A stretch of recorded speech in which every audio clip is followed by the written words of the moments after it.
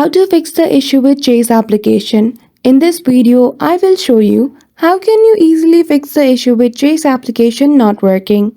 So without any delay, let's get into it.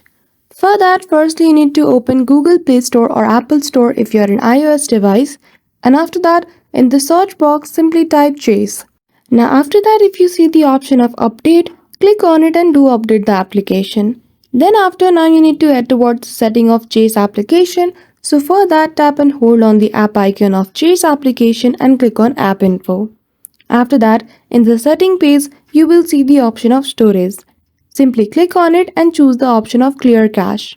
Once you have cleared the cache, now your application will run smoothly, as sometimes collected cache can affect the performance of the application. Now after following all this step, if your problem is still not solved, you are suggested to reinstall the application. Once you have reinstalled it, try logging in with your details and now you will see that the issue has been solved. So that's it. That is how easily you can fix the issue with Chase application not working.